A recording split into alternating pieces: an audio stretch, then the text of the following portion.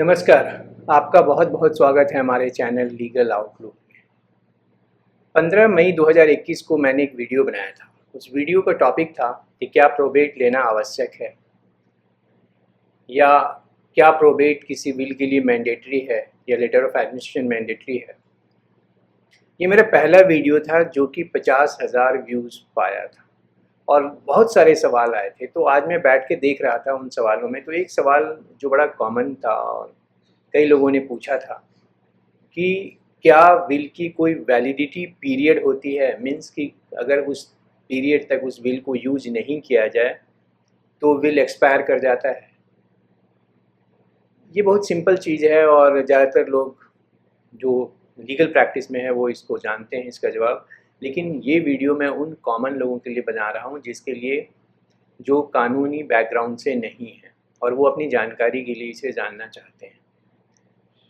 हम सभी जानते हैं कि विल को बहुत ही सिंपल रखा गया है। उसके डिफिनीशन में भी जो इंडियन सक्सेशन एक्ट के सेक्शन 2H में डिफ़ाइन किया गया है विल को, वो सिंपल ये किया गया है कि एक लीगल डिक्लेरेशन है जिसमें बनाने वाला अपने इंटेंशन के बारे में बताता है कि उसके मरने के बाद उसकी प्रॉपर्टी कैसे डिवॉल्व करेगी या कैसे आगे दूसरे लोगों तक जाएगी।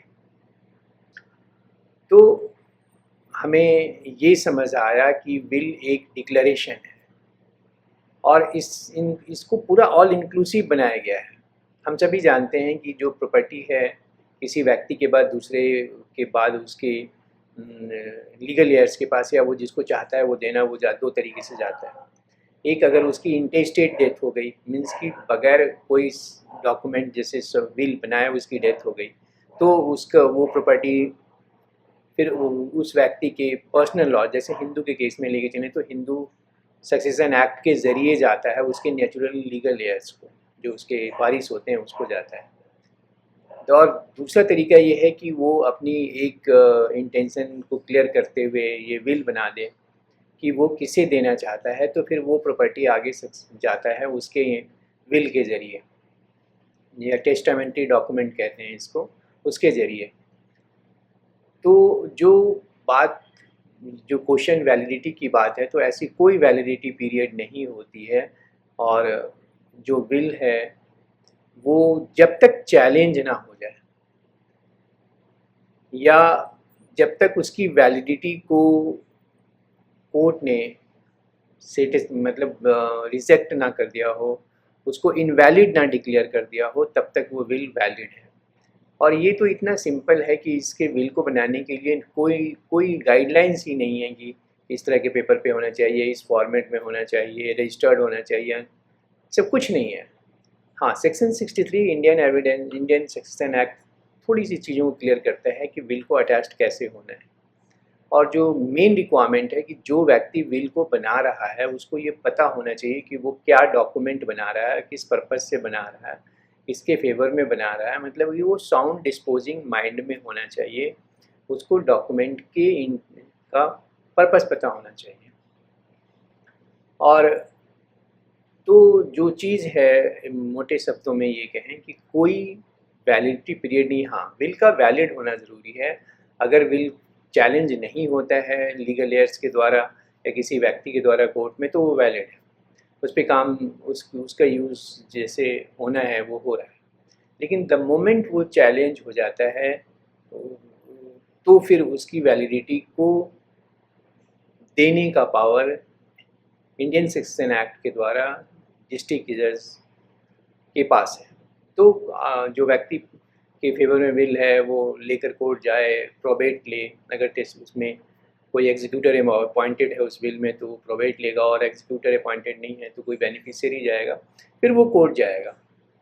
और कोर्ट की अपनी जो सबसे बड़ी चीज़ है कि कोर्ट सभी चीज़ों को देखकर अपने जुडिशियल माइंड से अप्लाई करती है और अपने कॉन्साइंस में जो उसकी अंतरात्मा सेटिस्फाई हो जाती है कि जितने भी जो सस्पिशियस सर्कमस्टांसेस हैं उसको डिस्पेल कर देता है प्रोपाउंडर, इस अपने एविडेंस के द्वारा उसको ले आता है और कोर्ट ये कंफर्म हो जाती है, फिर उसको वैलिड डिक्लेयर कर देता है। और ये जब भी डिक्लेयर इस तरह का जो जजमेंट होता है उसको हम कहते हैं इन रेम है, मीन्स कि सभी के लिए एप्लीकेबल है। जो नॉर्मली जो मुकदमे होते हैं वो दो व्यक्तियों के बीच में, कुछ व्यक्तियों के बीच में होता है, तो उससे जो भी रिजल्ट होता है उन व्यक्तियों पे लागू होता है केवल। लेकिन यहाँ पे एक बार विल को वैलिड डिक्लेयर कर दिया गया तो वो सभी के लिए हो जाता है। तो अब जो मैं कहना चाहता हूँ वो ये कि अगर विल में कोई फ्रॉड इन्वॉल्व नहीं है, अनड्यू इन्फ्लुएंस इन्वॉल्व नहीं है, तो उस कोर्ट उसे वैलिड डिक्लेयर कर देती है और वो विल फिर कभी भी परपेचुइटी में कभी भी उसकी इफेक्टिविटी नहीं जाती, उसकी लाइफ उसकी वैल्यू हमेशा कायम रहती है। तो इसका कोई भी एक्सपायरी पीरियड नहीं है। हाँ, वैलिडिटी ज़रूर इस्टेब्लिश होनी चाहिए।